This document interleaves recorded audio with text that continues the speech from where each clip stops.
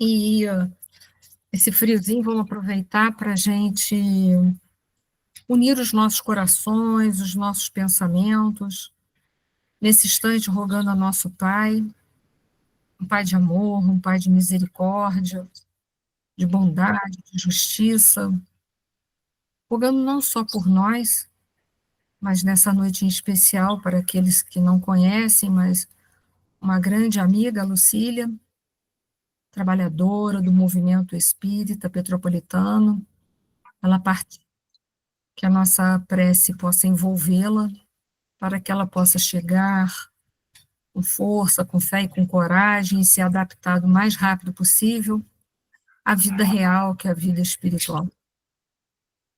Rogamos por todos aqueles que fazem os seus passamentos nesse instante, por aqueles que se encontram distanciados das verdades, das leis de Deus, únicas capazes de nos proporcionar a felicidade real. Rogamos por todos os administradores públicos, todos os governantes de todos os países, que tenham mais amor, mais misericórdia para com o povo. E agradecemos a oportunidade de estarmos aqui reunidos essa noite, refletindo um pouco mais sobre a doutrina espírita. Gratidão por tantas coisas boas e que essa paz e esse amor que sentimos possa permanecer em nossos corações hoje e sempre. Gratidão, Senhor. Gente, boa noite para todos que estão chegando devagarinho, tá?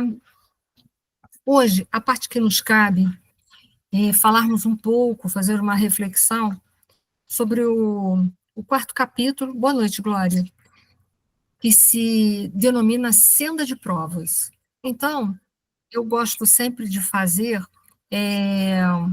uma recapitulação, né, do que significa provas, né, como a gente, no outro capítulo, a gente falou um pouquinho, fez uma pequena introdução daquilo que vocês já conhecem, né, no outro capítulo a gente falou de obsessão, e hoje a gente vai falar de provas.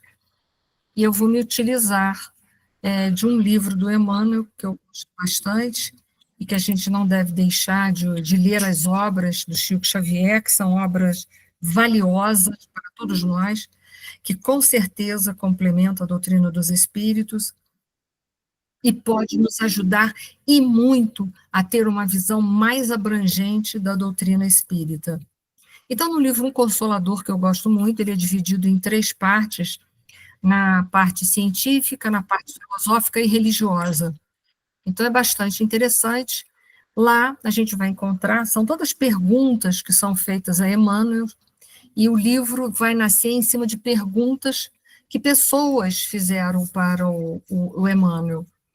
E aí, como a gente essa noite vai estar falando de provas, a gente vai utilizar essa obra para a gente poder fazer uma diferenciação, refazer os conhecimentos na nossa cabeça, recapitular e para alguns até aprofundar.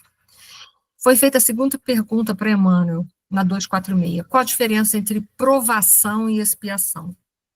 E aí o Emmanuel dá a definição. A provação é a luta que ensina ao discípulo rebelde e preguiçoso a estrada do trabalho e da edificação espiritual. Olha que interessante, nós ainda precisamos passar por provações, por isso a gente está no mundo de provas e expiações, porque ainda reside dentro de nós uma rebeldia, existe dentro de nós a preguiça. Essa rebeldia, ela se faz diante do cumprimento, da tentativa que nós fazemos de viver as leis de Deus, mas muitas vezes não vivemos por rebeldia ou até por preguiça. Então, a provação é a luta que ensina o discípulo que ainda é rebelde e preguiçoso a estrada do trabalho, compreendendo que Kardec deu como definição para a gente, no Livro dos Espíritos, que trabalho é toda a ocupação útil. Então, é importante a gente lembrar que o trabalho já não tinha, na época, no Livro dos Espíritos, uma conotação de algo tão somente material. A gente trabalha para materialmente subsistir. Não. Quando Kardec diz que trabalho, os espíritos falam, né, que é toda e qualquer ocupação útil, ele coloca aí a caridade, o autoconhecimento e a reforma íntima, também como um trabalho, porque isso é uma ocupação útil. Então, a aprovação, ela vai ensinar para nós, que ainda trazemos rebeldia e preguiça, a estrada do trabalho, que só através do trabalho é que a gente vai conseguir esse processo de evolução e da edificação espiritual. Então, não é uma evolução só na horizontal, não é uma evolução só intelectualmente falando, mas é uma evolução na vertical da vida, que é a busca da evolução espiritual. E aí, isso é provação. Então, a gente passa por isso para a gente sair da rebeldia, sair da preguiça, entender a abrangência do trabalho na nossa vida. Isso é provação. E a expiação é a pena imposta ao malfeitor que comete um crime. É importante entender que essa pena imposta, né, não é uma pena que foi determinada por Deus. Não, ela é fruto do nosso afastamento das leis de Deus. Então, se nós nos afastamos da lei de Deus e praticamos o mal, andamos na contramão da lei de Deus, o que, que vai acontecer? Nós vamos passar por uma pena. Então, é nesse sentido, a pena é imposta por causa de um comportamento equivocado ou na contramão das leis de Deus, um comportamento de afastamento das leis de Deus. Então, por isso que ele coloca, a expiação é uma pena imposta ao malfeitor que comete um crime. O crime é quando a gente anda na contramão das leis de Deus, isso é um crime. Então, é isso que a gente precisa entender. Essa pena imposta, essa imposição, é decorrente da nossa infração, do nosso comportamento. Se ele estivesse, o nosso comportamento estivesse em ressonância com as leis de Deus, nós não teríamos expiações, né? Espero que em breve a gente possa sair das expiações e também desejo que em breve a gente também possa sair das provações, que a gente eleja dentro de nós a vontade real de viver as leis de Deus. Tomara, né? É a nossa busca, é o nosso desejo, com certeza, de todos aqui presentes. E aí, Emmanuel, né, é feito mais perguntas. A lei da prova e da expiação é inflexível, né? Então, se eu matei, eu vou também ser morta. Alguém vai ter que vir me matar? Há essa inflexibilidade? Tudo aquilo que eu fiz de mal, eu vou receber na mesma proporção também? De duas maneiras, então. Os tribunais da justiça humana, aliás, isso já é a resposta, tá? É que depois eu vou ajeitar esses slides. Os tribunais da justiça humana, apesar de imperfeitos, por vezes, não comutam as penas e não beneficiam os delinquentes com surtes, né, com atenuantes, né? As nossas próprias leis aqui na Terra, elas não trabalham com atenuantes, tanto é que tem réu primário, réu secundário, vai trabalhar com atenuantes. Poxa, se nós que somos imperfeitos, que temos um amor que é muito condicional ainda, nós já beneficiamos, temos esse benefício dentro da nossa lei, que fará a lei divina. E aí o Emmanuel continua. A inflexibilidade e a dureza não existem para a misericórdia divina, que, conforme a conduta do espírito encarnado, pode dispensar na lei em benefício do homem, quando a sua existência já demonstre certas expressões do amor que cobre a multidão dos pecados. Então, é óbvio que se a gente já está ali dentro desse caminho, desse amor, tentando evoluir pelo amor, buscando cada vez mais e mais, teremos atenuantes, mas ele diz também que a lei pode dispensar na lei em benefício do homem. Então, pode ter atenuantes muito severos, né? Muito significativos, melhor dizendo, diante dos nossos erros. Então, é para a gente compreender que às vezes a gente está passando por uma provação e a gente, às vezes, é muito reclamão. A gente fala assim, nossa, mas olha, esse fardo está muito pesado para mim. Ele não está pesado, porque Deus não põe peso nos seus ombros que você não possa suportar carregar. O peso é porque a preguiça, a rebeldia ainda está imperando. Quando a gente se abre mais ao amor, a obediência da lei, esse peso desaparece. Ok? Pode falar, Célia, por favor. Tem que abrir o microfone, hein? Ih, você saiu. Abre, isso.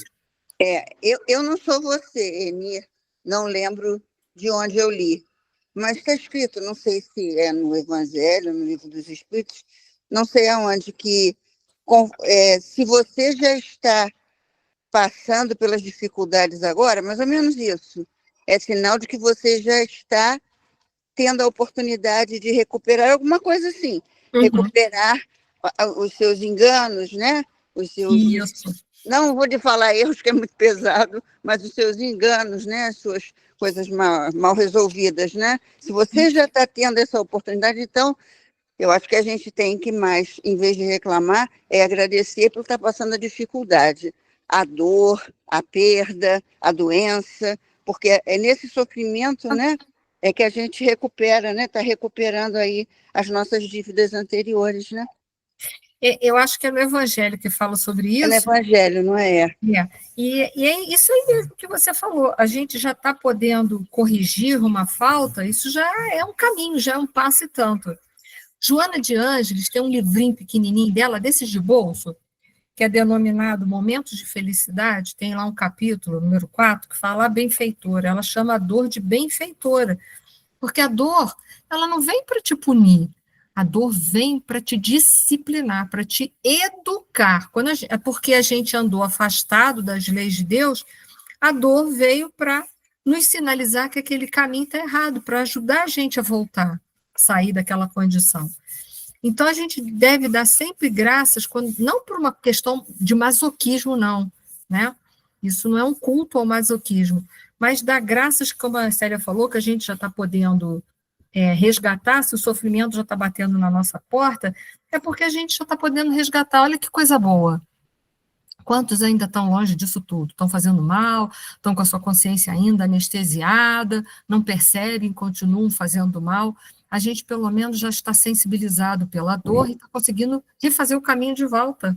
Isso é Eu uma acho que oportunidade. também tem uma passagem que eu acho que é o Chico Xavier que fala, que alguém estava comentando com ele, que de uma senhora que estava numa fila esperando para pegar cesta básica e que ela tinha situação e condição de ter, e aí alguém fala com ele, né? E aí a pessoa diz, não dá não, não dá não, porque ela não precisa. E quando chegou na hora dela, ele deu, né? Aí ele fala mais ou menos isso, que ela agora não sabe o que ela está fazendo, né? Mas que ela, ele falou assim, nós não temos, então nós já estamos no bom caminho, que a gente está fazendo a coisa certa, ela ainda está indo, né? Ela ainda está fazendo errado. Tem um pensamento, você falando isso, me lembrei de uma frase, de um pensamento de Gandhi, que diz mais ou menos assim, tá? Ele fala que todo aquele que tem mais do que precisa é um ladrão. Isso é um pensamento de Gandhi, né? E se a gente for pensar, se a gente tem mais daquilo que a gente necessita, realmente a gente está retirando da mesa ou de alguém que está precisando daquilo ali. Está colocando a pessoa numa situação de dificuldade. Vou falar uma frase de uma mulher também, que quem eu gosto muito, que para mim é sábia, Dona Leida. Ela uma vez, há muitos anos atrás, eu estava conversando com ela a respeito de comprar um relógio, alguma coisa assim. Aí eu virei para ela e falei assim, ô Leida, por que tu não compra também? Aí ela virou para mim e falou assim, Célia, eu já tenho esse, só tenho um pulso, sou uma só. Eu acho que seria um desperdício, falou alguma palavra assim na época, né? Que para que ela ter mais? Não é que a gente tem aquela coisa, quero ter mais de um, quero variar, quero ter cor, quero ter isso e aquilo. Para quê? Para quê, né? E eu nunca mais esqueci dessa resposta da Leida para mim. Leida já estava ensaiando minimalismo, né? Não é? Leida já está aí no caminho, ela está aqui? Estou sim, estou aqui. Escutando. Não, e outra, hoje eu nem uso mais relógio de pulso, porque aonde eu vou tem horas, então nem me preocupo mais, isso para mim é descartado. Não é? Então, mas eu nunca mais esqueci isso que você falou para mim, Leida. Não, eu sei, eu lembro disso. Né? Para que a gente vai desperdiçar? Né? Exatamente, esses excessos acabam com a humanidade. É isso aí.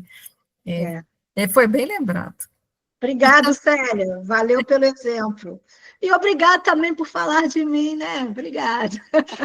Não, você não é Brincadeira, lógico, esquecida né? nunca, não. Nem você, nem a Enir, mas a Enir Não, está eu sempre sei. mais em evidência, mas eu não esqueço você. Gosto Não, muito. é brincadeira. Gente, também não. Mas é por aí mesmo, é assim mesmo que eu penso. Obrigado pela lembrança e pelo carinho, Célia. Vamos lá, gente.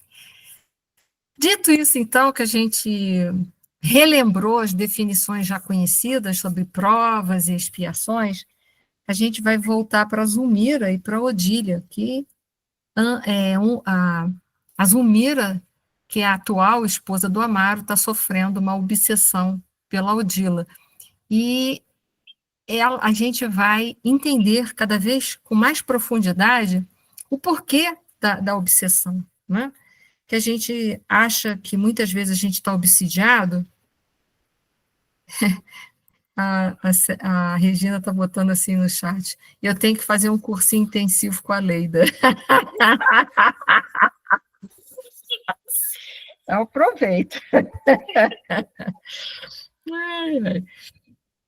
A gente acha, às vezes, quando a gente está passando um processo de obsessão, ou mesmo algumas vezes a gente vê uma pessoa sofrendo um processo de obsessão, a gente tem que entender que é uma pessoa que precisa de ajuda. Mas ela não é vítima. Se ela é vítima, é dela mesma, né, de um comportamento de outrora.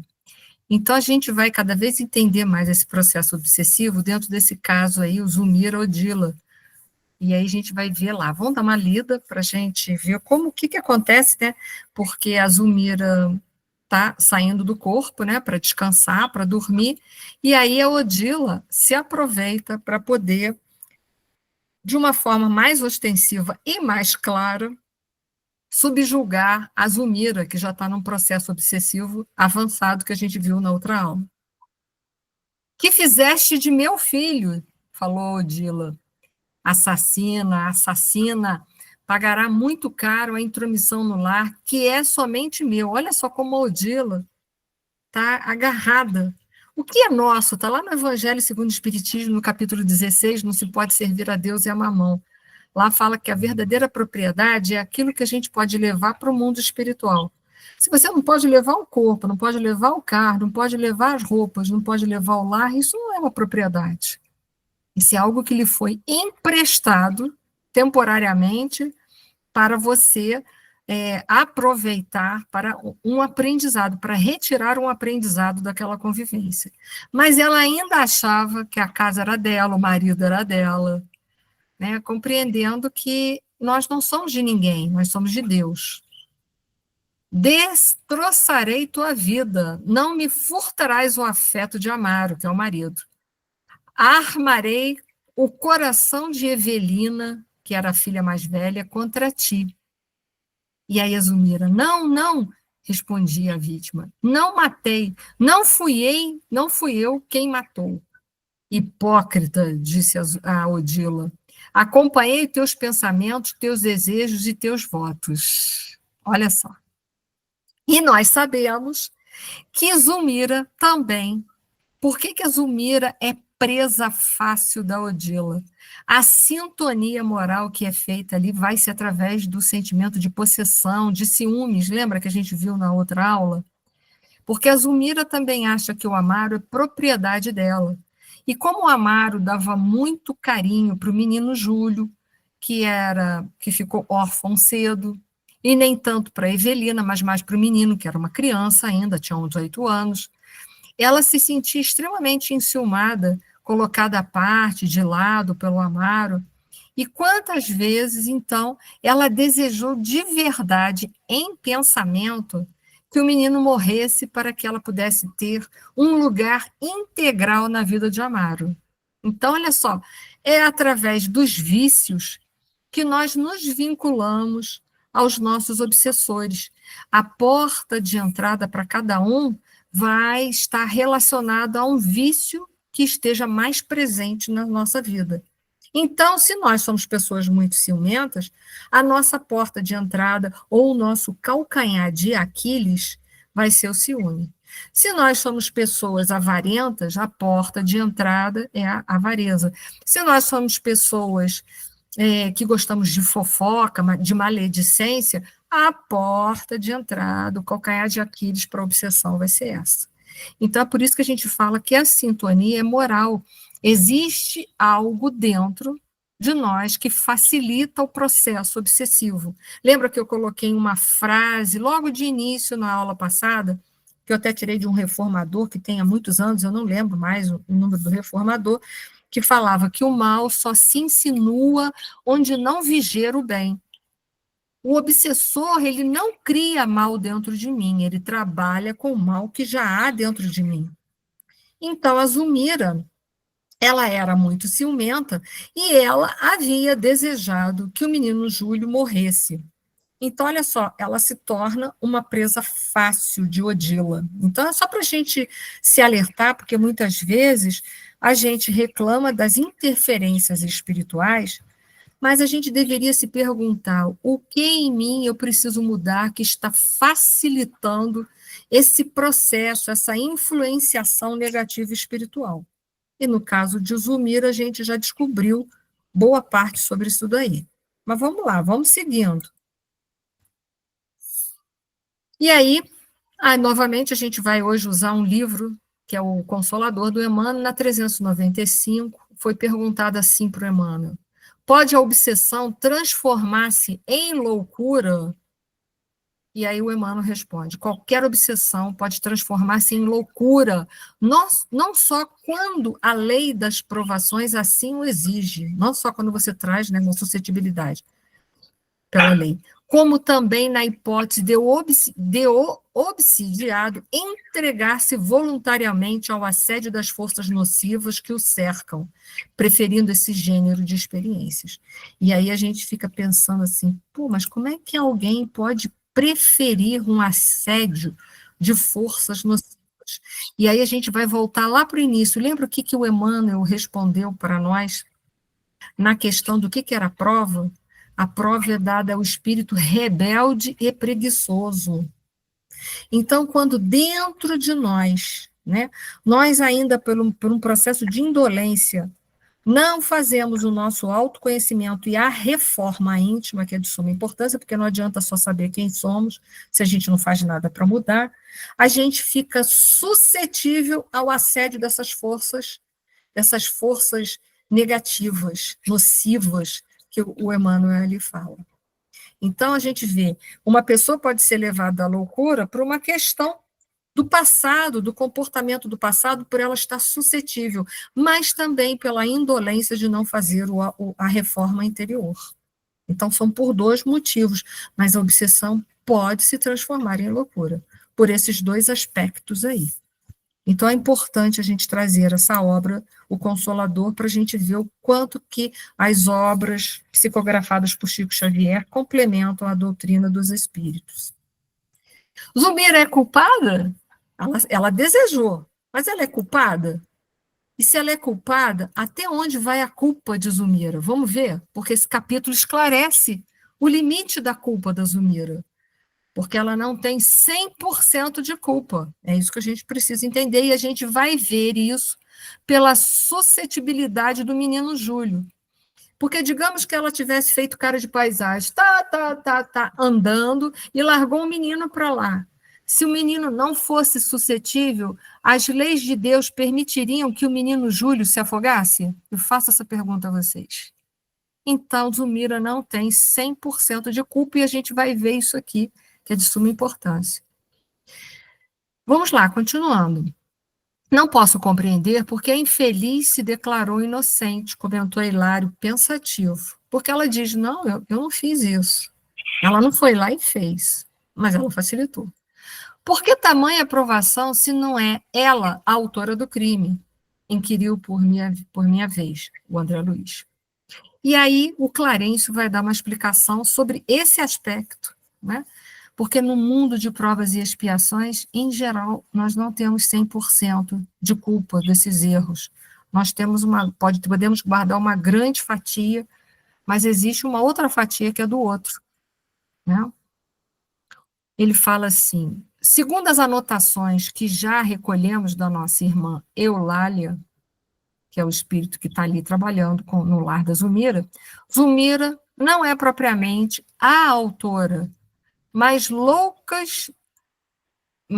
com loucas ciumadas do marido, desejou, olha por pensamento como o pensamento tem força, desejou ardentemente a morte da criança, chegando mesmo a favorecê-la. Não só ela desejou, mas como ela facilitou. Então, isso é culpa da Zulmira? É, porque ela desejou, né, ardentemente, através do pensamento, ela alimentou, e ela também fez cara de paisagem, fez de conta que não estava vendo, e a gente vai ver que ela facilitou. Ela vai responder por isso? Vai responder por isso. Para não repetirmos esclarecimentos aos quais já nos reportamos, faremos ligeiro retrospecto, tão minudenciado quanto possível, examinando o problema aflitivo do casal.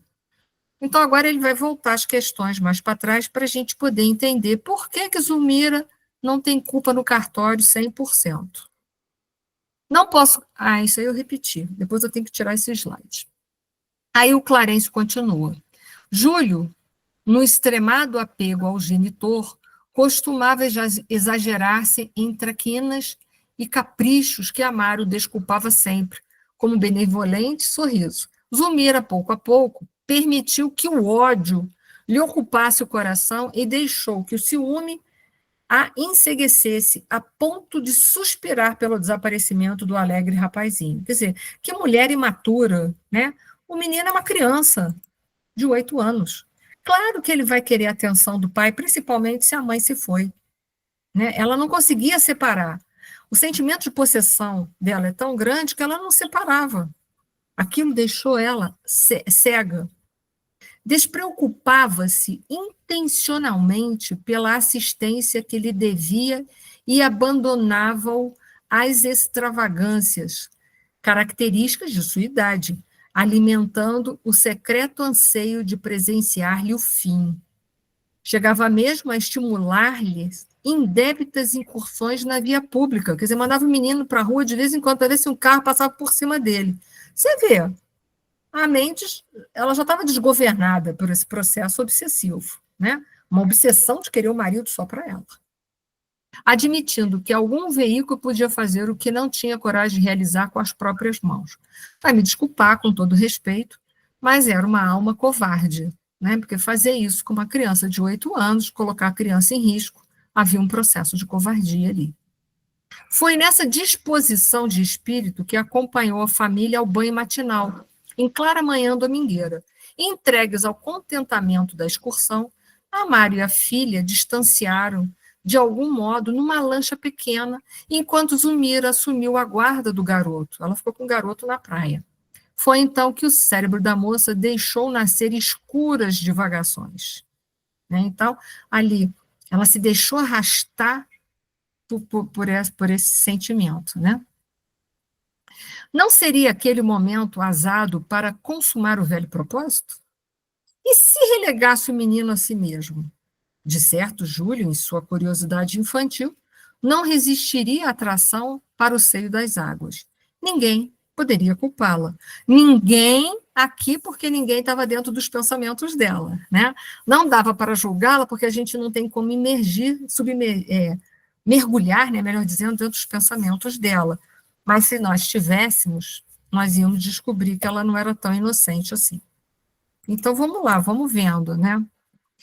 E aí eu vou parar aqui de novo para usar lá o livro Consolador do Emmanuel, porque o problema da Zulmira era o ciúme, que estava deixando ela cega. E por causa disso, ela facilitou um processo ali. Então, vamos lá, vamos de novo usar o livro Consolador.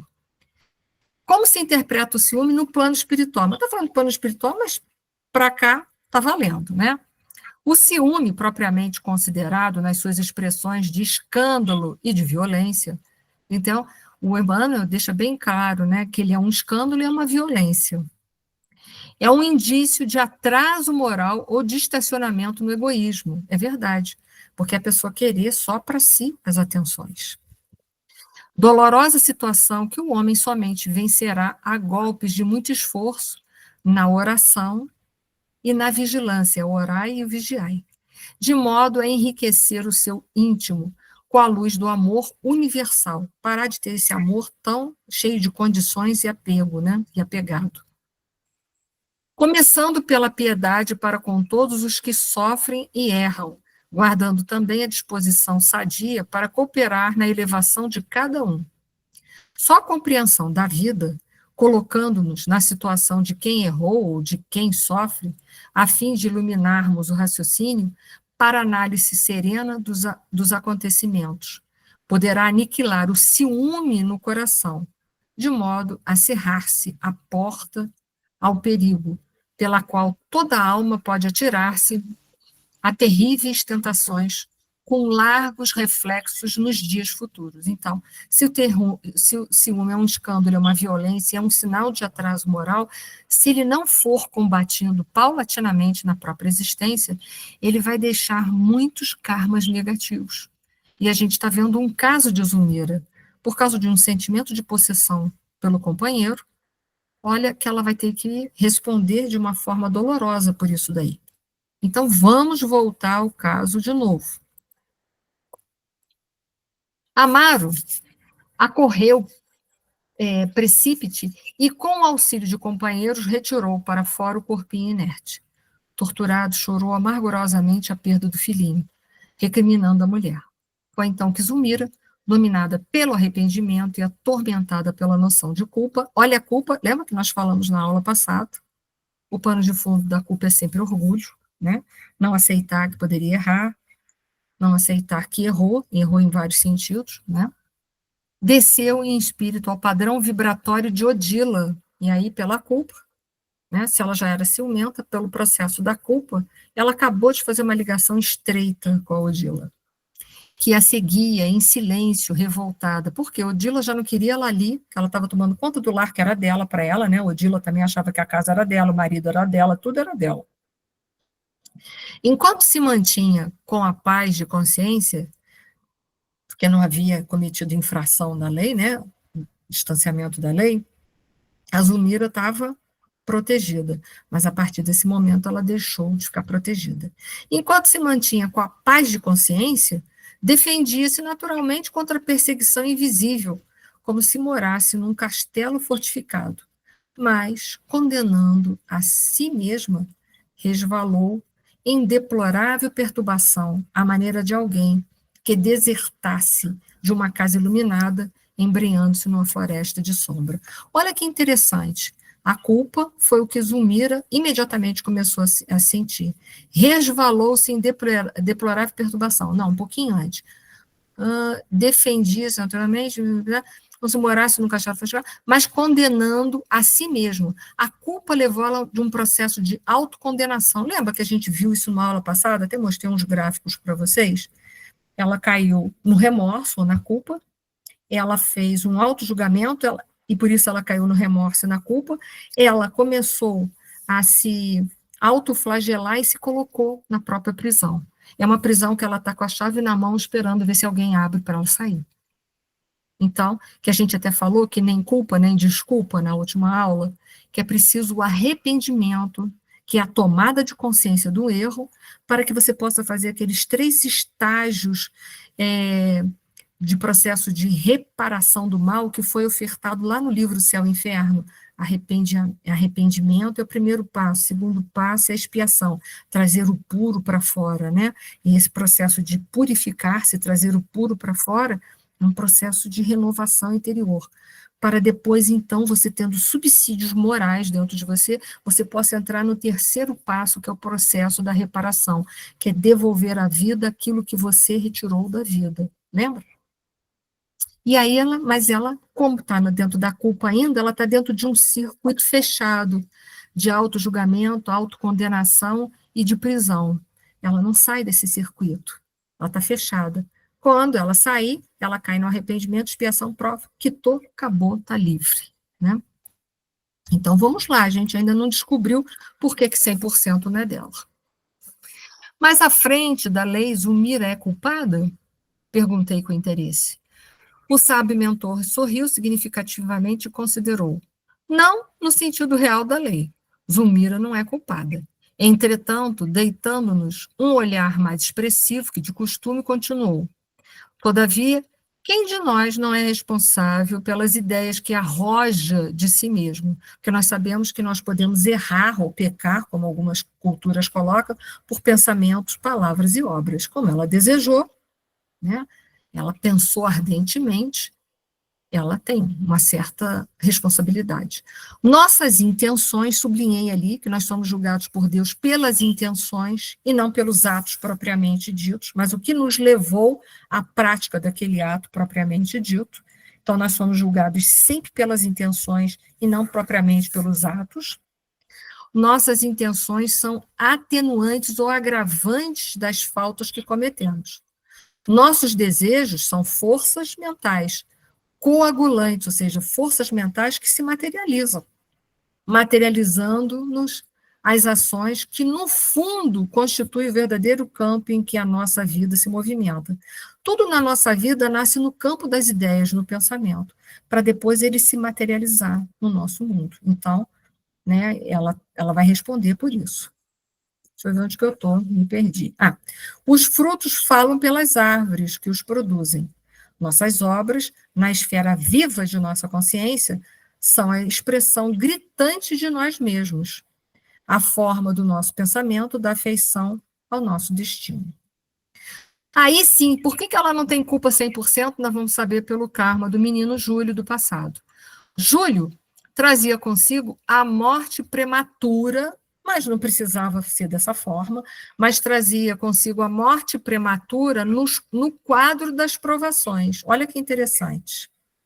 Era um suicida reencarnado, então ele estava suscetível de morrer dessa condição. E nós vamos descobrir mais para frente como ele cometeu o suicídio, a gente vai ver que ele estava suscetível pelo afogamento. Por que ele estava suscetível pelo afogamento? Tá? Então, por isso que ela não traz 100%, mas ela traz a porcentagem daquilo que ela intencionou. A intenção dela estava ali presente, então ela facilitou.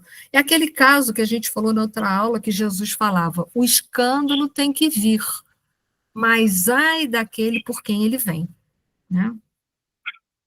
Pode falar, Ana Lúcia. Não foi o pensamento dela que causou a morte dele.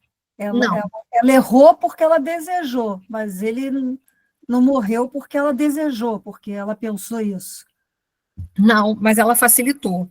Então, olha só, ela desejou e ela facilitou. Okay? Mas se ela não tivesse facilitado, hein? Se ela não tivesse facilitado só o desejo, não teria causado. Não teria causado, né? Mas, de qualquer forma, é uma infração, porque é um ato de desamor. Você contribui de alguma forma, mas é claro, com muito menos intensidade, se você for pensar, do que se você facilita.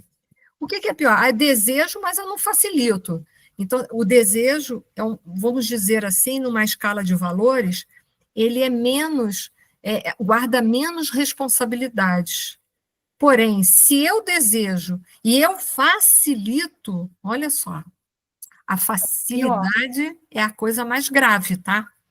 Ok? Eu estou te perguntando isso porque, assim, por exemplo, a gente vê no dia a dia pessoas que odeiam outras, né? Que desejam que elas morram e nem por isso a gente não tem esse poder, né? De matar assim, não. Só que a gente tem a culpa no cartório, né? Porque, vamos supor, Ana Lúcia, eu desejo muito, tá bom, Márcia, bom trabalho. Eu desejo muito que uma pessoa se dê mal na vida. Pensa bem, se você fala assim, eu desejo muito que fulano de tal se dê mal na vida, você tá mandando uma energia negativa. Se ele fizer como é que se fala? Uma ligação com você, né? Se ele cai a vibração e ele cai dentro desse pensamento seu, pode ser que dali para frente ele passe a se dar mal com mais facilidade, mas mesmo assim, ele só vai se dar mal porque ele se afinizou e porque ele tem culpa no cartório, porque senão, de forma alguma, tá, Ana? O menino Júlio só sofreu o afogamento, não foi só porque a Zulmira facilitou ele. Se ele não merecesse passar por isso, o menino Júlio não passaria. Aconteceria alguma coisa ali que tiraria o menino, desfocaria, alguém passaria, resgataria o menino a tempo, talvez. Eu só vou ler a pergunta no chat e vou dar a passagem para o Rogério, mas eu quero saber se eu respondi a Ana. Sim, entendi. Pode falar, Rogério, depois eu leio a questão da Raquel. Nessa primeira frase, Júlio trazia consigo a morte prematura no quadro de provações. Não encaixaria o quadro de expiações? É uma expiação, porque uma prova pode ser uma expiação, pode ser, mas pode também não ser, tá? Nesse caso aqui, esse era uma expiação do menino Júlio. O menino Júlio, se não morresse afogado, ele poderia morrer de outras coisas que fossem semelhantes, por exemplo, a um afogamento. Um exemplo, uma crise respiratória aguda, uma doença pulmonar que levasse uma crise respiratória aguda, que pudesse levar ele à asfixia e à morte. Um exemplo, né? Uma doença desse jeito. Mas não necessariamente morrer pelo afogamento. Mas ele era suscetível de morte prematura pelo suicídio. A gente vai ver mais tarde qual foi a forma de suicídio do menino Júlio e por que ele estava suscetível do afogamento. Mas, necessariamente, ele não precisava se afogar, ok? Ele poderia morrer de uma patologia qualquer que o levasse a um processo de asfixia, enfim, mas não necessariamente morrer por um afogamento. Mas é fato, sim, que esse quadro ali é um quadro expiatório, tá? Ok, obrigado. Só um minutinho que eu vou ler, antes de passar para a Ezi, a Raquel colocou assim, talvez pelo desejo estar apenas no plano mental, enquanto a facilidade é o pensamento aliado à ação. É verdade, é isso aí, Raquel. Logo, o desejo materializado. Ela facilitou, né? Ela materializou um pouco mais o pensamento dela. Ela não foi lá e empurrou o menino lá dentro, mas ela fez de conta que não viu. Então, ela facilitou, ela materializou um pouco mais esse desejo. É fato, verdade. Perfeitas colocações. Ezi, pode fazer suas colocações também, querida. O meu filho, ele morreu com 33 anos. Ele morreu de aneurisma cerebral. Sim. Ele estava resgatando alguma coisa? Com certeza. Com certeza ele estava resgatando, sim. Com certeza foi uma expiação para ele. E uma expiação que ele já resgatou, provavelmente. Com muita certeza. Mas não foi suicídio. O quê? Morrer pelo aneurisma? É. Não, isso não foi um suicídio. O aneurisma é uma patologia que nem sempre a medicina consegue detectar com facilidade, né? Porque, primeiro, um aneurisma cerebral, a gente não faz ressonância magnética da cabeça como um exame de rotina. Então, isso não é uma rotina. Então, a pessoa não está livre de ter um aneurisma cerebral e morrer de um aneurisma cerebral. Compreende? Ele não foi um suicida pelo fato dele ter tido um aneurisma. O aneurisma não foi um suicídio, tá? Obrigada. Nada. Vamos lá. Onde que eu estou aqui, que eu já me perdi? Padece o retorno das vibrações... Não. A segunda esposa de Amaro, porém, sofre o resultado das infelizes deliberações que albergou no espírito. Padece o retorno das vibrações envenenadas que arremessou na direção do menino. Pelo ciúme, criou ao redor de si mesmo um ambiente pestilencial, em que os seus próprios pensamentos malignos conseguiram prosperar. Assim como um fruto apodrecido desenvolve em si mesmo os vermes que o devoram. Ou seja, ela criou uma psicosfera ao redor dela tão negativa, tão perniciosa, que ela sofreu as próprias vibrações que direcionou para o menino, como agora ainda sofre os processos obsessivos através da Odila. Então, olha quanto sofrimento que a Zulmira acabou projetando para ela mesma, foram inúmeros. Ok? Foi, gente? Então, vamos lá. Vou avançar mais um pouco. Se alguém quiser fazer alguma complementação, ou colocação é só falar.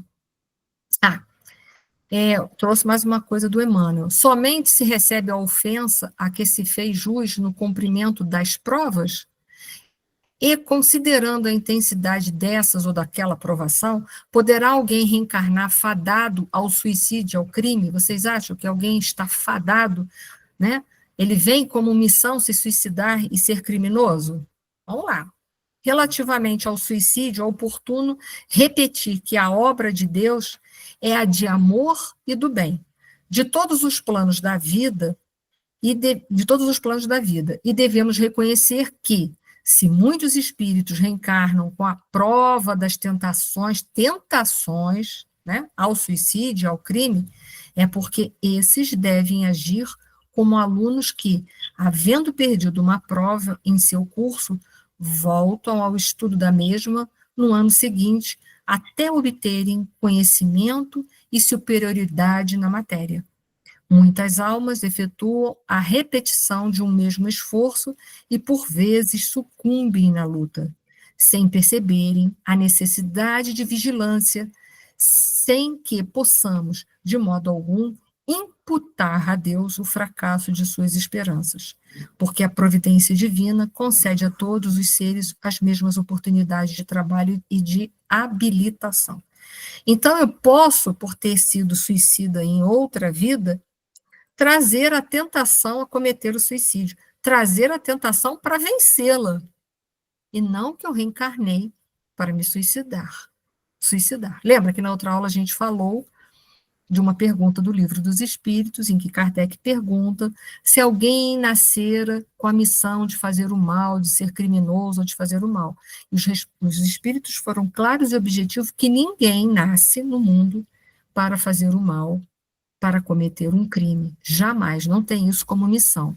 A missão é para a gente sempre ser bom, se transformar e cada vez mais se aproximar das leis de Deus, ok? Então, ninguém nasce com missão para ser suicida nem ao crime. Pode nascer com uma tentação, e a tentação está ali para a gente vencer, para a gente passar por ela, e como aluno na escola, passar por aquela tentação e obter, através dela, um conhecimento, uma experiência, uma superioridade. Ok? Então, vou passando, hein? Vou mais à frente. Então, o menino Júlio, a gente já entendeu. E aí, só para a gente lembrar aquela frase, lembra? Por que disse Jesus que o escândalo é necessário? Mas é daquele por quem o escândalo vier. Isso foi perguntado por Emmanuel, e ele respondeu: num pano de vida, onde quase todos se encontram pelo escândalo, porque todos nós temos expiações para passar, todos, né?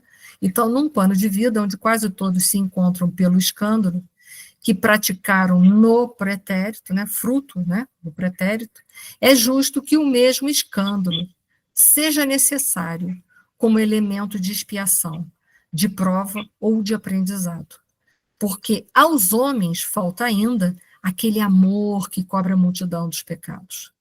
As palavras do ensinamento do mestre ajustam-se, portanto, de maneira perfeita à situação dos encarnados no mundo, sendo lastimáveis os que não vigiam por se tornarem, desse modo, instrumentos de tentação nas suas quedas constantes através dos longos caminhos. Então, expiação, todos nós, aqui na Terra, passamos. Uns mais, outros menos, uns mais significativos, outros menos significativos. Por quê? Porque é um mundo de provas e expiações. Nós somos espíritos rebeldes que ainda cometemos os mesmos erros. E, com isso, nós criamos, né, uma situação de expiação para a nossa vida, de infrações repetitivas. Mas, se no mundo nós estamos aqui, a grande maioria de nós, suscetíveis por expiações ou suscetíveis por escândalos, a gente tem que entender que a gente poderia, através da reflexão, da oração, de uma conduta de vida mais pautada nas leis de Deus, se afastar de toda e qualquer possibilidade de nós sermos instrumentos de escândalos das pessoas, né? E, de uma forma mais clara, o Júlio, ele era suscetível de morrer cedo, por ter sido um suicida em vidas passadas. Mas a Zulmira não precisava ser o instrumento dessa expiação do menino Júlio. Ele passaria por essa expiação, mas por ele mesmo, e não ela sendo um instrumento do mal por ele, para que ele chegasse a esse processo de expiações. Então, a gente deve estar sempre atento e sempre dentro de um processo de reflexão que, diante de uma expiação das outras pessoas, que a gente não seja um instrumento de sofrimento dessa pessoa. Sempre. Que nós possamos ser sempre, sim, um instrumento do bem. Então, que possamos ficar antenados para não sermos aqueles que vamos provocar, desencadear um processo doloroso, de escândalo, de expiação naquela pessoa, mas que nós possamos ser um instrumento do bem, aquele que vai atenuar um processo de expiações daquela pessoa. Que possamos nós ser um instrumento do bem e de atenuantes ou de sustento para aquele que precisa passar uma expiação severa. E não um instrumento da dor daquela pessoa. Não sei se eu consegui me fazer compreender. Então, vamos lá. Tudo na vida é muita reflexão, né? Odila.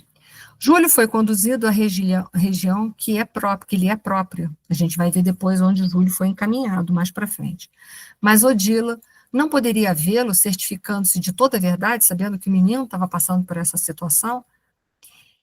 Infelizmente, explicou o venerando instrutor.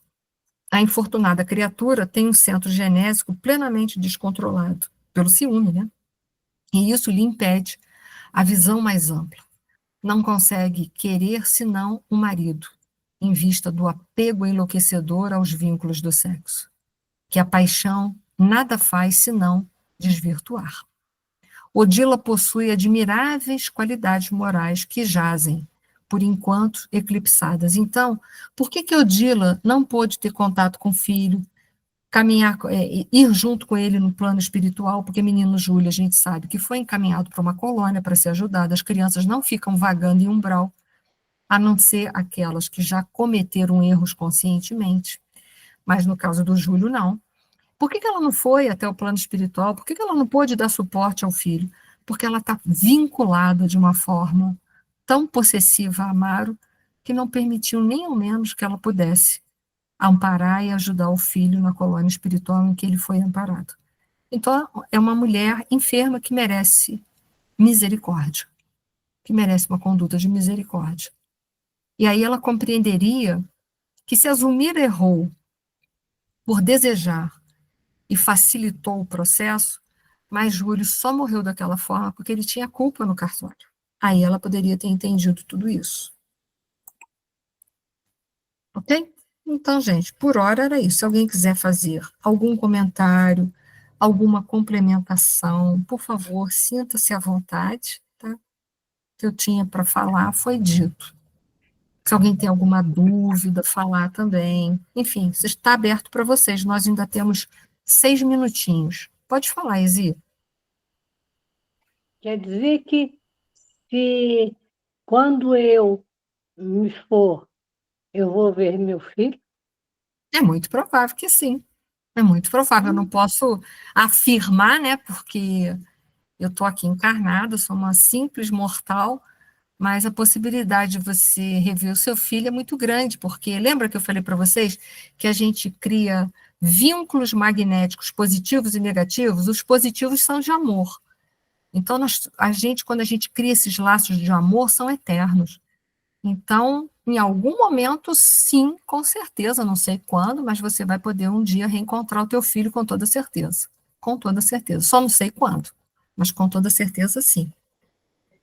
Ah, que maravilha. Obrigada. Como é bom, né? A gente saber que a gente vai poder ter uma chance de reencontrar aqueles que a gente tanto amou, né, que foi na nossa frente, né? Isso é tão bom, a doutrina dos espíritos nos traz essa renovação, essa esperança, esse esclarecimento, né? Isso é muito bom. Eu amo tanto meus filhos. Então, é bom saber que os laços do amor nos ligam a todos e que a gente não vai perder essa oportunidade. Às vezes demora um pouquinho, mas a gente acaba podendo se encontrar de novo para se abraçar, para poder falar de uma forma mais ostensiva sobre o nosso amor. Com certeza. Pai é de misericórdia. Obrigada. Que isso. Pode falar, Loriana. Quanto ao estudo, tudo muito bem entendido. A única coisa que eu queria dizer é que eu entrei um pouco atrasada e não consegui falar boa noite para vocês. Eu não Que queria isso. interromper, viu? Não, tranquilo, isso Beijinho acontece. Não grande fica para vocês. preocupada, não, tá? Que bom te Falou, ver meu por aí. Tá Um beijinho tranquilo. grande para todos, tá? Todos, tá? Beijo, tchau, Obrigada. tchau. Pode falar, Vitor. Então, uma dúvida que eu fiquei de uma coisa que você falou outra aula e falou hoje de novo, é a respeito que nunca tem uma missão de fazer o mal a ninguém, né? Sim. E, por exemplo, em situações em que, vou dar um exemplo, uma pessoa é um soldado de um exército de um país que está sendo invadido por um outro país. E aí essa pessoa vai lutar com armas para tentar impedir aquela invasão da família dele, alguma coisa assim. Como é que funciona isso? Assim, a pessoa está fazendo mal, de repente dar um tiro, por exemplo, machucar ou matar o outro, mas às vezes é a situação que se apresenta ali, né? Então, Kardec fez essa pergunta no Livro dos Espíritos, se aqueles que matam na guerra, eles trazem a culpa plena, né? Eles vão novamente ser julgados pelas intenções, né? Se a pessoa está ali, ela está cumprindo com aquilo ali que lhe foi mandado, que ela é obrigada a fazer, é uma coisa. Agora, um soldado, né, matar porque ele foi obrigado, mas torturar, humilhar, fazer coisas que não estão dentro da função dele, naquele instante ali, né, estou respondendo conforme Kardec, ele vai, com certeza, responder pelos excessos praticados diante de um poder temporal que lhe foi conferido, né? Agora, se ele foi obrigado a ser levado por uma guerra, ele é obrigado, e ele matou por um cumprimento do dever, é claro que ele não está deixando de desrespeitar as leis de Deus, que diz, não matarás, né? Mas ele vai responder no grau da intenção, tá? Da intenção. Então, a gente é sempre julgado pelas nossas intenções. Qual foi a intenção do matar? Se eu mato para me defender, é uma coisa, né? Eu vou ter atenuante. Se eu mato para torturar, para subjugar, para prejudicar, isso tem um outro peso. Os pesos, só Deus é que vai poder fazer esse julgamento com toda clareza, né? Mas matar é uma infração, a gente sabe disso, mas que poderá ser atenuada em consequência de uma ordem que você recebeu que você não poderia retroagir, por alguma razão, ok? Não sei se eu me fiz entender. Foi sim, obrigado. Nada. Alguém aí fez um comentário, acho que foi no chat, eu perdi aqui. Por exemplo, os mercenários, você quer dizer os piratas, Regina? Né? Se você mata com a intenção de roubar, de facilitar a sua vida, tudo a questão da intenção. Vocês têm que pensar sempre uma coisa. A intenção é que vai dar atenuantes ou agravantes ao mesmo ato. Né? Então, os que matam por dinheiro nas guerras. Está matando por dinheiro, já é uma guerra, né? E você, eu não sei se eu estou me fazendo entender, mas já é uma guerra que você é obrigado a ir lutar, matar o próximo, né? E você ainda mata para retirar um dinheiro para si próprio, seria isso? Se for, eu vou lhe dizer, né? Você vai perder os seus atenuantes. Agora, quanto à questão das guerras, né? Eu vou mais claro, no Livro dos Espíritos, a guerra, os Espíritos deixam bem claros, né? Que as guerras são frutos do orgulho e do egoísmo humano. Então, a guerra é uma infração à lei de Deus, né? Nós fazemos guerra para ganhar mais um território, para ter mais poder político, mais poder econômico. Então, entenda, se a gente for pensar nas leis de Deus, que são universais, que são misericordiosas, a guerra é uma grande infração, em que todos nós responderemos pelo grau de consciência que nós temos diante desse ato da guerra. E não pensem vocês que a gente que está aqui do outro lado do planeta, que não está praticando as guerras ali no Oriente Médio, etc. e tal, que a gente não pode se complicar com essas guerras, porque quando eu desejo veementemente uma guerra, quando eu sou a favor de uma guerra, eu vibro a favor de uma guerra, eu não sei se vocês sabem, mas a gente erra pelos pensamentos, pelas intenções, pelas vibrações. A gente está contribuindo de alguma maneira e a gente vai responder por isso. Eu não sei se vocês lembram, no livro Nosso Lar, quando estava acontecendo a Segunda Grande Guerra, que de hora em hora, né, os rádios eram dados alertas na colônia espiritual Nosso Lar, para que não se entrasse na vibração das guerras. Por quê? Porque a gente podia, pela guerra, cair de padrão vibratório, perder com isso e ter uma responsabilidade diante disso. Ok? Pode falar, Célia, depois é a Edilene. No outro dia eu estava vendo um comentário do Elahá falando a respeito do Livro dos Espíritos sobre as guerras, né?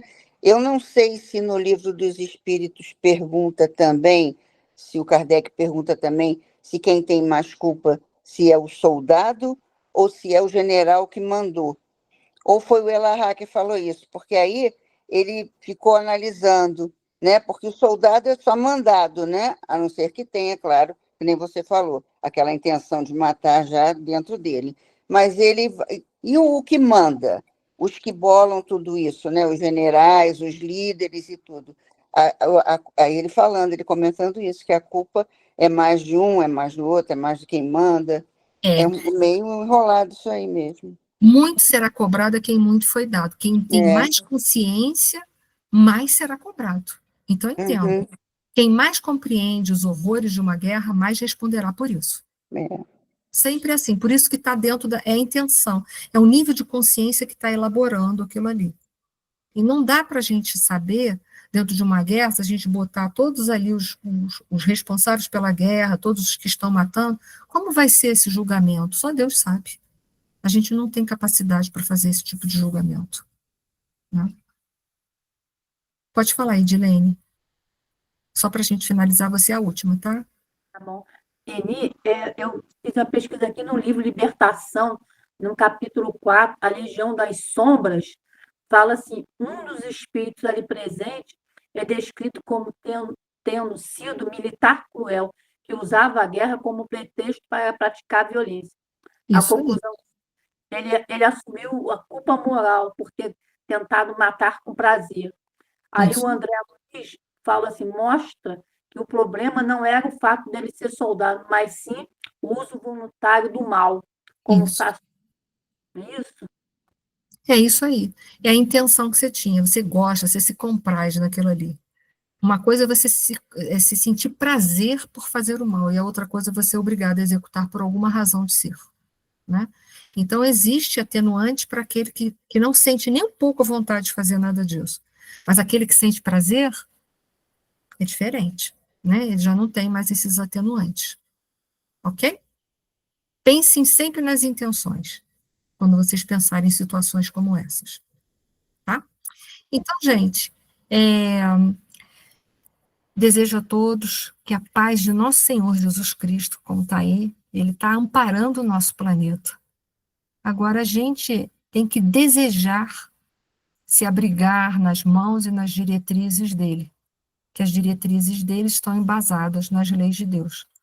Ele está aí, ele é o governador, mas eu o sinto e o desejo e vibro e acredito nele como governador. Se eu acredito, vibro e vivo as leis dele, eu com certeza, a minha vida com certeza está bem direcionada. Então, que a gente possa se entregar a esse modelo e guia, tá bom? Uma noite de paz e luz para todo mundo. Depois eu vou para todos. Beijinho. Uma boa noite.